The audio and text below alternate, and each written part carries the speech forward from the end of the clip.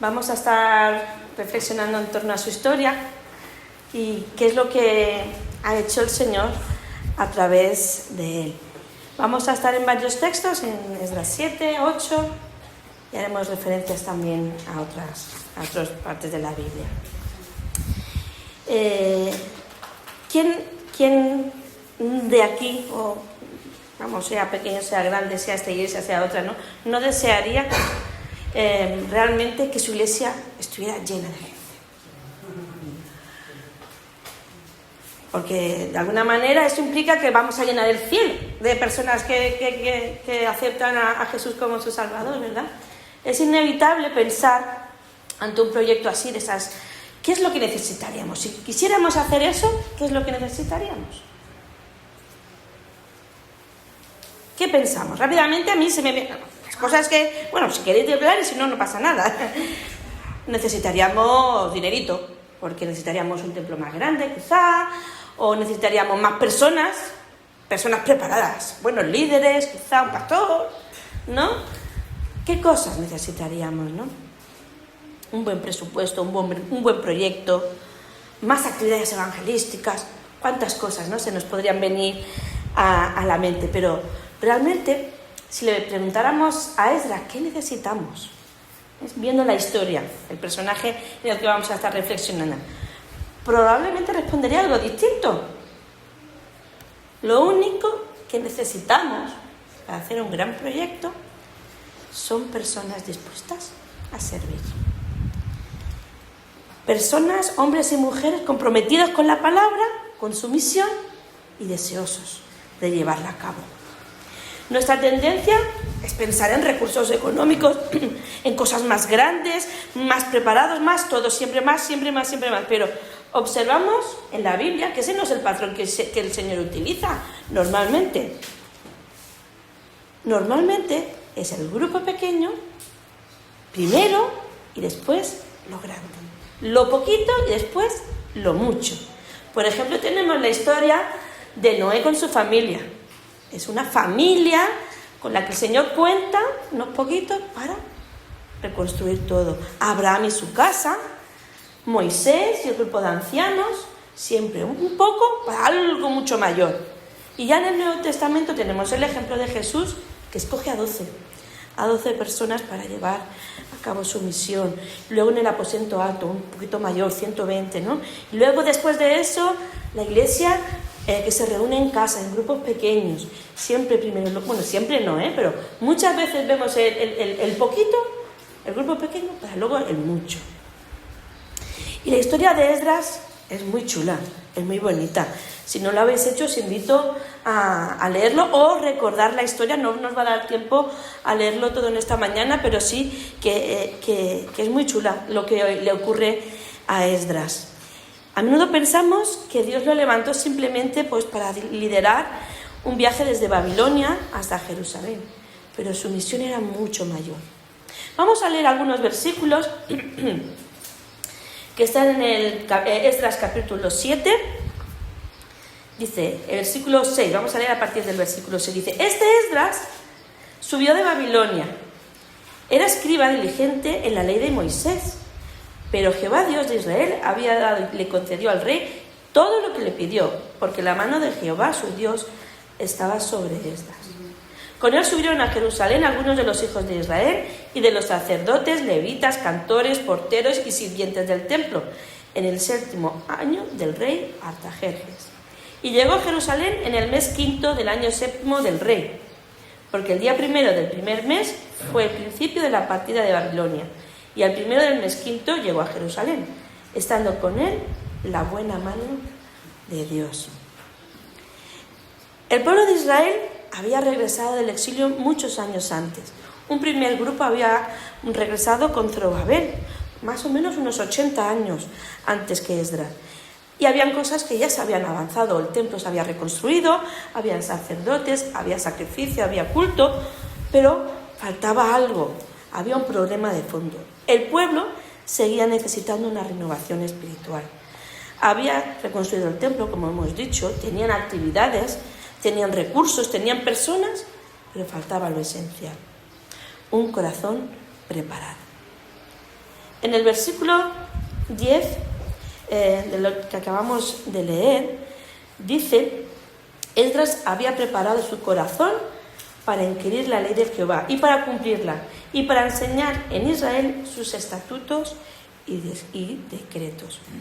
Esdras tuvo un papel clave y logró grandes cosas durante su vida, pero la Biblia no nos lo presenta como un superhéroe, sino como alguien que se dejó utilizar por él, se dejó guiar por el Señor para cumplir sus propósitos. Y el orden del versículo que acabamos de leer es clave. Primero, ¿qué es lo que dice? Vamos a leerlo otra vez. Porque Esdras había preparado su corazón para investigar la ley del Señor, para practicarla, para enseñar en Israel sus estatutos y decretos. Primero de todo, su corazón. Después estudió la palabra, la obedeció y la enseñó. A veces queremos hacer mucho, pero prepararnos poco. Y no podemos enseñar lo que no tenemos y lo que no vivimos. En el caso de Esdras, la renovación de un pueblo comenzó por él mismo, por una persona. Y aquí viene algo interesante. Dios no llamó a Esdras para hacerlo todo él solo. Su misión era levantar un pueblo. No había sido llamado únicamente para liderar el viaje de retorno, sino para hacer cumplir la ley del Señor, enseñarlas a quienes no la conocían y establecer jueces y gobernantes que dirigirían al pueblo. Y lo curioso es que fue el propio rey de los persas, al que el Señor utilizó para que Esdras fuera y cumpliera esta tarea. Esdras 7, 27 y 28. Esdras 7, 27 y 28. Bendito Jehová Dios de nuestros padres, que puso tal cosa en el corazón del rey, para honrar la casa de Jehová que está en Jerusalén. Y inclinó hacia mí su misericordia delante del rey y de sus consejeros, y de todos los príncipes poderosos del rey. Y yo, fortalecido por la mano de mi Dios sobre mí, reuní a los principales de Israel para que subieran conmigo. ¿Cómo son los planes del Señor? O sea, alguien que no tiene nada que ver con el pueblo, que no tiene esas mismas creencias, Dios lo utiliza, le da permiso, le da los recursos, le da todo lo que necesite para que Esdras pueda llevar a cabo su misión. Pero Esdras logró grandes cosas porque tuvo una base bien sólida, la palabra de Dios. Artajerjes, el rey del imperio persa, dio permiso al pueblo de Dios para que para todo el que quisiera volver, pues lo pudiera hacer. Esdras 7:13 dice: por mí es dado mandamiento que cualquiera que quisiera en mi reino, del pueblo de Israel y de sus sacerdotes y levitas, ir contigo a Jerusalén, pues que vaya. Así que, claro, muchos de los que ya estaban en Babilonia, después ya se habían acomodado a vivir allí, tendrían sus negocios, sus casas, sus familias, todo ahí estarían bien asentados. Ocuparían seguramente cargos de responsabilidad como el mismo Esdras, que servía al rey. Y emprender un viaje a una tierra desconocida, a empezar de cero, pues al igual a no todo el mundo le apetecería hacerlo. Quizá pues preferían quedarse en Babilonia, aunque esto implicará pues no obedecer al Señor. A Esdras se le encomendó la tarea de organizar a quienes irían con él de Babilonia a Jerusalén. Y tuvo del rey, como ya hemos dicho, todo lo necesario: plata, oro, los utensilios del templo. Tenía vía libre para llevarse todo aquello que quisiera. Contaba con el respaldo económico, con el permiso del rey además, y además de personas buenas, bien informadas para que le ayudaran, para reafirmar y establecer en Jerusalén la palabra de Dios. El texto nos cuenta que Esdras reunió al grupo que volvía con él, o sea, que volvería con él, en el río Ahava. Y allí comenzó a preparar todos los detalles de la partida hacia Jerusalén. ¿Y cuándo sería su sorpresa? Que hacer el recuento no había allí no había ningún levita de los encargados de servir. ¿Cómo? A ver, no puede ser. ¿Cómo me voy a ir para allá y que eran los encargados de manipular, de tocar las cosas, de servir en el templo? ¿Cómo que no hay ninguno? No puede ser. Esdras tenía todos los recursos económicos, tenía, como hemos dicho, el favor del rey, la misión, la protección de Dios, pero le faltaban las personas para servir. ¿No suena eso un poquito?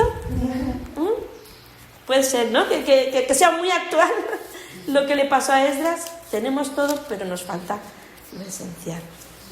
El mayor recurso que Dios utiliza para cumplir su misión no son las cosas de oro que le da el rey, ni la fuerza, ni la protección, sino que son las personas. Dios nos utiliza para llevar a cabo su misión. Así que Esdras tuvo que comisionar nuevamente un grupo de principales maestros con un mensaje claro para que pudieran animar a una más gente, y especialmente a los levitas, para que pudieran subir con él a Jerusalén. Y la respuesta fue positiva, porque se apuntaron aún más 18 sacerdotes y 220 servidores para el templo. Un buen número, ¿eh? Ahora sí que estaba todo, ahora ya sí estaba todo. Tenían los materiales, contaba con el grupo de personas, pero falta algo más. ¿Qué nos falta? Los recursos espirituales. ¿Qué es lo que hace Esdras? El ayuno y buscar el favor de Dios. Vamos a Esdras 8, 21 y 23. Esdras 8, 21 y 23. Y publiqué ayuno allí, junto al río Ahava, para afligirnos delante de nuestro Dios, para solicitar de Él derecho para nosotros y para nuestros niños y para todos nuestros bienes, porque tuve vergüenza de pedir al rey tropa y gente a caballo que nos defendiesen del enemigo. Porque habíamos hablado con el rey diciendo: la mano de nuestro Dios es para bien sobre todos los que le buscan, mas su poder y su furor contra todos los que lo abandonan. Ayunamos pues y pedimos a nuestro Dios sobre esto, y Él nos fue propicio. Él escuchó la súplica. Esdras, junto a todo el pueblo, sacerdotes, jueces, gobernantes, se preparó espiritualmente para el viaje a través del ayuno y la oración. Con ello pretendían que el pueblo se humillase delante de Dios en el sentido de sometimiento, de consagración, de dedicación, de dependencia total de Dios, y también pedir protección y guía durante un camino, porque el trayecto no era sencillo, ni muchísimo menos. Eran más de 1.400 kilómetros, era una distancia considerable. 4 meses de camino, llevaban 25 toneladas en tesoros del templo. Y entre medio de esos caminos, pues habían asaltantes, habrían bandidos y todo tipo de dificultades. Pero claro, ¿cómo ahora que le dice que su Dios es poderoso? ¿Cómo le dice, me podría mandar un grupito de soldados para que no? No. O sea, a ver, no puede, sería faltar al testimonio y a la palabra de lo que él está viviendo y predicando. ¿Cómo voy a decir que mi Dios es poderoso y ahora te digo, por favor, mándame soldados que me protejan? ¿Dónde quedaría la palabra de Esdras, no? Pero sí, él confió, estuvo ayunando y orando y pidiéndole a Dios realmente para que fuera propicio ese viaje. Y no es algo extraño el orar y ayunar pidiéndole al Señor realmente que les cuidara. Por ejemplo, tenemos el texto en Jeremías 36:9 que dice así: y en el año 5 de Joacim, hijo de Josías, el rey de Judá, en el mes 9, proclamaron ayuno delante del Señor a todo el pueblo en Jerusalén, y todo el pueblo que vino a las ciudades de Judá a Jerusalén. O por ejemplo en la historia de Jonás, nuevamente piden, ¿no? E hizo proclamar y anunciar en Nínive por decreto del rey de sus grandes diciendo: ni hombre, ni bestia, ni buey, ni oveja prueben cosa alguna, no pasten ni beban agua, ayunando para encontrar el favor de Dios. O Esther, en el 4:16 dice: veis junto a todos los judíos que sean en Susán y ayunad por mí, y no comáis ni bebáis en 3 días, noche y día, y yo también con mis 2 días ayunaré. Igualmente, y así entraré en el rey, aunque no sea conforme a la ley, y si perezco, que perezca. Situaciones, ¿no?, realmente difíciles en las que uno se enfrenta al enemigo totalmente, pero hay que confiar en el Señor. Y el pueblo hebreo tenía esa práctica, ¿no?, de ayunar y orar para encontrar ese cuidado de Dios. Esdras era un hombre de fe y confiaba en un Dios todopoderoso. Y el rey Artajerjes lo había visto así también, ¿no? El río Ahava, cuando están todos allí preparados ya, fue el lugar de preparación. Antes de llegar a Jerusalén, se detuvieron allí. Antes de llegar al gran proyecto de reconstrucción de un pueblo, tuvieron que trabajar en un proyecto pequeño. Una parte del pueblo reunida buscando al Señor. Muchas veces queremos llegar a la meta y nos olvidamos del proceso. Queremos iglesias y creyentes maduros, ministerios fuertes, crecimiento espiritual, y lo queremos para ayer. Pero olvidamos que con frecuencia hay que pasar por el río Ahava. Allí el pueblo, el río, fue un lugar de formación, un lugar de oración, un lugar de compromiso, de sabernos dependientes de Dios, un lugar de visión, de compartir la visión. Y yo os pregunto en esta mañana, ¿en qué parte del proceso del viaje estáis vosotros? ¿Sois los que recibieron el aviso y de primeras? ¿Sois los que estuvieron los rezagados, que nos tuvieron que venir a buscar después? ¿Estamos ya en el río Ahava preparados y formados para seguir? ¿Cuál es la preparación que Dios está llevando a cabo en tu río Ahava? Porque para llegar al gran proyecto de Dios hay que pasar primero por el pequeño proyecto de Dios en cada uno de nosotros. ¿Qué nos puedes estar llamando al Señor? ¿En qué cosas, no?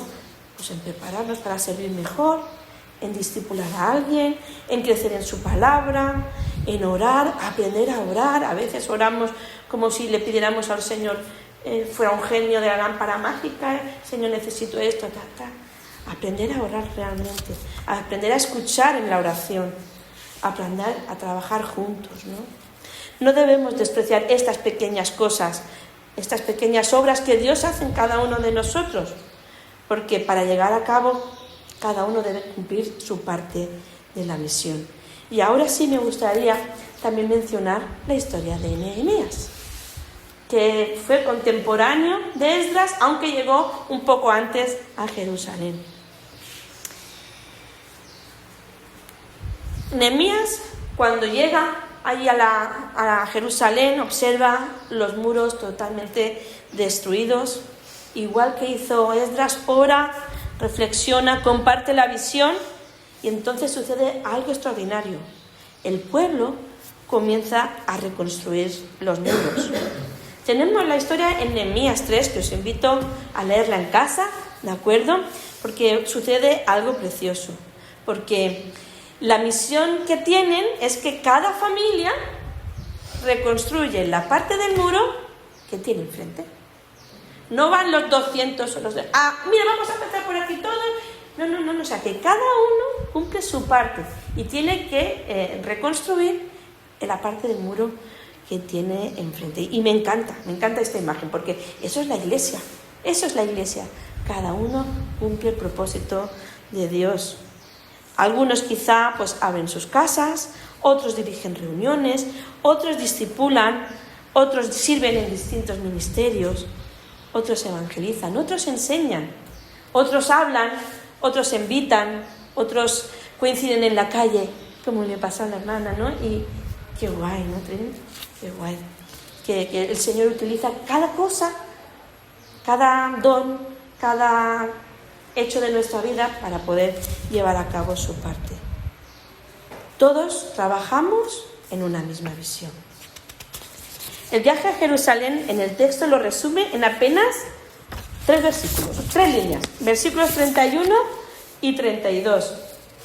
Dice, y partimos del río Ahava el 12 del mes primero para ir a Jerusalén, y la mano de nuestro Dios estaba sobre nosotros, y nos libró de la mano del enemigo y del acechador en el camino. Y llegamos a Jerusalén y reposamos allí 3 días. No nos cuentan, ¿no?, las peripecias que tuvieron que sufrir durante esos meses hasta llegar a Jerusalén, ¿no?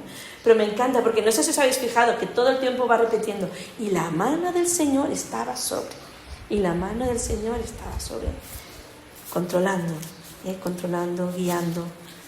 El pueblo tuvo un viaje seguro porque la mano de Dios estaba sobre ellos. Como hemos comentado, duró casi 4 meses, y durante ese tiempo los libró del enemigo, de asaltantes, de peligros. Y al llegar a Jerusalén descansaron 3 días antes de disolver la caravana y que cada uno se fuera a cumplir su responsabilidad. Y el llegar aquí a Jerusalén no era el punto final, no era el punto de llegada, sino que era el punto de partida realmente. Lo que habían hecho era tan solo el comienzo de los planes de Dios para su pueblo. El crecimiento del reino de Dios nunca ha sido responsabilidad de unos pocos, sino de un privilegio de todo el pueblo de Dios. Hay algo que me emociona al pensar en el relato de Esdras. Cuando Dios quiso transformar Jerusalén, no envió un avivamiento así, de aquellos espectaculares, para que todo el mundo se convirtiera. Envió y levantó a un hombre enamorado de la palabra de Dios, que reunió a un pueblo dispuesto a servir. Quizá cada uno de nosotros, yo me incluyo, porque quizás somos algún grupito más, un poquito más que vosotros, pero nuestro anhelo es que nuestra iglesia crezca y más personas en San Lucas se conviertan. Y vuestro anhelo debe ser seguramente. Y estamos esperando que Dios haga algo espectacular. Es que tiene que hacer algo, Señor. Queremos que pasen cosas grandes y maravillosas en nuestra iglesia. Pero las grandes obras de Dios, como ya hemos dicho, comienzan de maneras muy sencillas. Alrededor de una mesa, una comida, un café, una Biblia abierta compartiendo un texto con alguien, un pequeño grupo de creyentes en una casa, en una iglesia, una casa abierta para lo que pueda pasar, oraciones sinceras, un corazón dispuesto, una conversación, una escucha activa, pequeñas cosas que se convierten en grandes cosas en las manos de Dios. En nuestra historia, antes de Jerusalén, estuvo el tiempo de preparación en el río Ahava, donde Dios preparó a su pueblo para lo que quería hacer después. Antes de la reconstrucción del muro estuvo la visión de Nehemías. Y del mismo modo, antes del crecimiento está la preparación, el discipulado, la formación. Está el responder a la búsqueda de Dios de hombres y mujeres dispuestas. Porque cuando la mano de Dios está sobre el pueblo, los muros se levantan, las vidas son transformadas y su nombre es glorificado.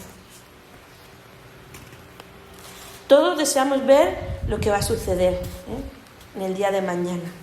¿Qué va a pasar con esta iglesia? ¿Qué va a pasar con la mía? ¿Qué va a pasar con todas las iglesias, ¿no? ¿Qué cosas va a sorprender? ¿Con qué cosas nos va a sorprender Dios? Pero Dios quizá está más interesado en lo que está haciendo hoy con nosotros. ¿Qué está haciendo hoy Dios con nosotros? ¿Qué está haciendo en la iglesia aquí en Algeciras? Antes de levantar muros, antes del gran proyecto, Dios levanta personas. Antes de transformar ciudades, Dios transforma corazones. Antes de enviar a su pueblo, Dios los prepara. Y quizá nuestro llamado no es hacer algo súper espectacular, irnos de misiones, por ahí, a Perú, a África, quién sabe, ¿no?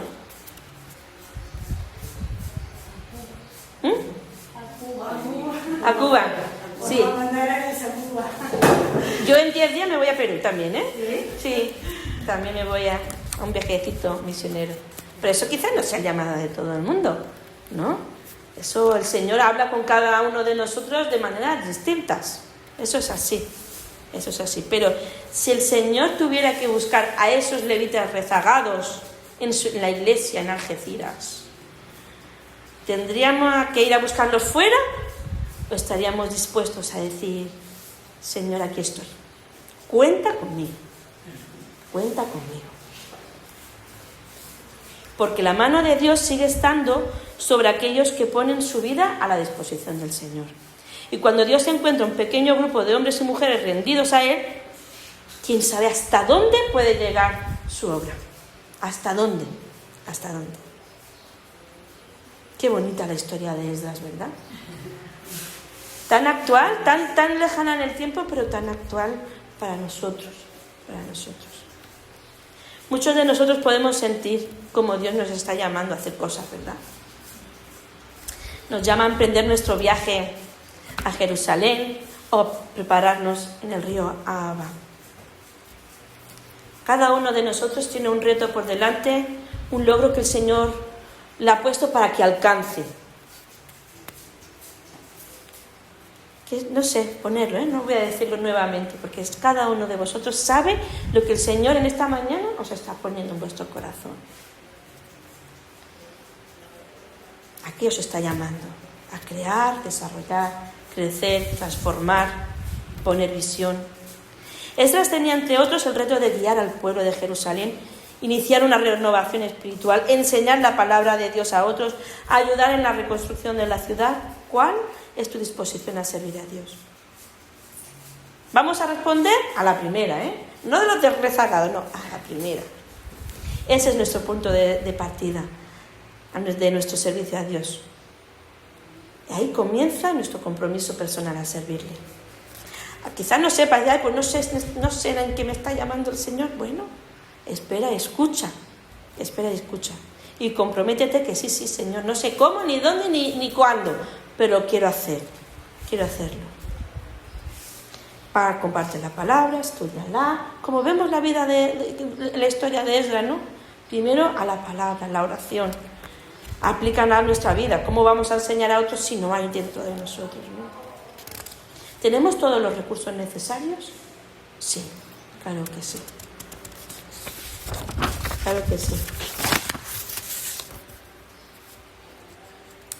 Y no recordemos, ¿no? Como esos levitas, ahora todos somos sacerdotes. En 1 de Pedro 2:9 nos dice: mas vosotros sois linaje escogido, real sacerdocio, nación santa, pueblo adquirido por Dios, para que anunciéis las virtudes de aquel que os llamó de las tinieblas a su luz admirable. Tenemos la venida de Cristo, tenemos acceso libre al Padre. Y somos esos encargados, somos esos levitas, ¿no? Somos esos sacerdotes de llevar, de administrar el gran tesoro que tenemos hoy en día. Que no son 25 toneladas de oro, plata, no sé qué, pero es más valioso, porque tenemos este es nuestro tesoro, al que tenemos que cuidar y administrar.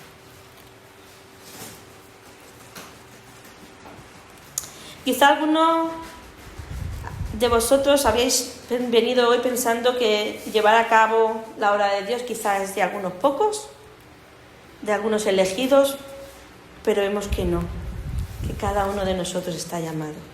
Dios no llamó a Esdras para ser un superhéroe espiritual, sino lo llamó porque estaba dispuesto a servirle. Y sigue haciéndonos las mismas preguntas hoy. ¿Estamos dispuestos a dejarnos discipular? ¿Estamos dispuestos a discipular a otros? ¿Estamos dispuestos a abrir nuestra vida, nuestra casa, que otros conozcan todo de nosotros? Pero si con eso vamos a acercar a alguien a Dios, ¿estamos dispuestos? No sé qué es lo que va a hacer el Señor con nuestras iglesias, aquí en Algeciras o allá en San Lucas. A mí me gustaría saber qué va a pasar en 5 años, en 10 o en menos. ¿Qué va a pasar el año que viene, no? Pero os imagináis que venga una avalancha de personas que quieren, deseosas. El Señor va a traer personas, es que las va a traer. ¿Cuántas personas más va a añadir a esta iglesia? ¿No tenéis curiosidad? Señor, pero hazlo ya. Queremos verlo. Y por eso Dios simplemente no está viendo espectadores que quieran ver eso, sino que sean activos en esa parte del proyecto. Está buscando esos sacerdotes y esos levitas que van a llevar a cabo la tarea del templo. Porque las grandes obras de Dios nunca comienzan con grandes recursos. Comienzan con pequeñas personas, hombres y mujeres, rendidas a sus pies. Amén. Señor, estamos deseosos de ver qué planes tienes para cada uno de nosotros, para nuestras iglesias, para nuestras vidas, para nuestras familias. Y queremos confiar en que tú vas a seguir trabajando y preparándonos para llevar a cabo el viaje que hemos emprendido al seguirte, Señor. Queremos obedecer y escuchar tu voz siempre, Señor, y que tu mano esté sobre nosotros, dándonos fuerza, dándonos visión, dándonos ánimo cuando flojeamos, Señor. Gracias porque sabemos que tú vas por delante en cada situación de nuestra vida. Y deseamos que así sea siempre, Señor. En nombre de Jesús, amén. Amén.